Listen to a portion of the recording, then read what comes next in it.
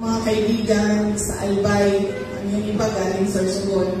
So, nandun po kami sa Legazpi City at nagkwentuhan. Tinanong ako ng isa, sabi niya, ano ba ang posisyon mo sa revolusyon? Sinabi ko sa kanya, Ma'am,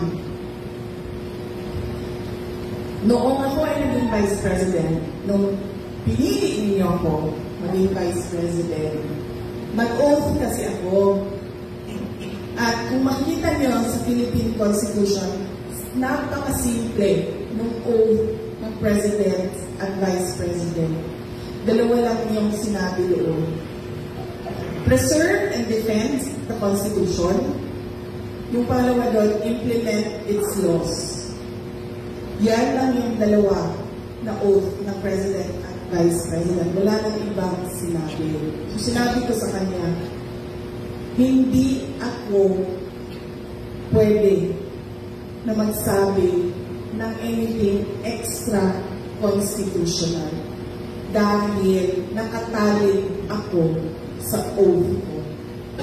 Sabi ko sa kanya, kung ang sinasabi mong revolusyon ay magsasalita ka na nararamdaman mo, kung ano yung iniisip mo, kung ano yung opinion mo, kung ano yung atake mo, ano yung pagmumura mo, kahit ano man yun, sabi ko, susuportahan kita.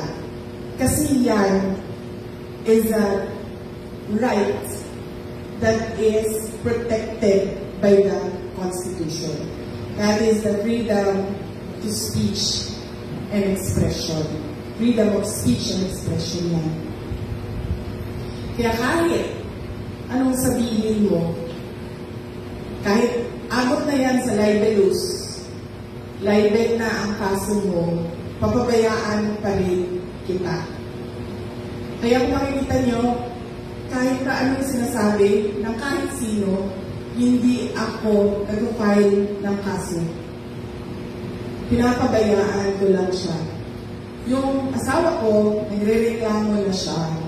Nagsasabi na siya, alam mo, hindi na makatarungan yan na yung ibang sinasabi amounts to libel already. Kasi nakikita ng mga anak mo, nababasa ng mga anak mo.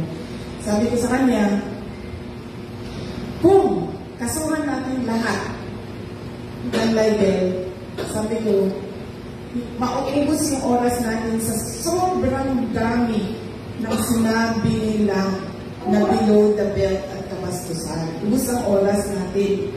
Sabi ko sa kanya, mas madali ito kung kausapin na lang natin itong tatlong bata dito, sasabihin natin sa kanila, ganyan ang buhay ng pinili ng nanay ninyo. Ganyan ang buhay ng isang politiko.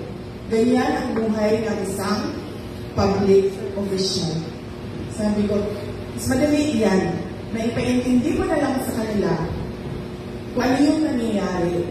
Kasi habulin natin lahat yan at mag-file na mag-file at mag-file paulit-ulit sa kadami ng libelous na statements. Mapupuno lang yung korte sa kaso.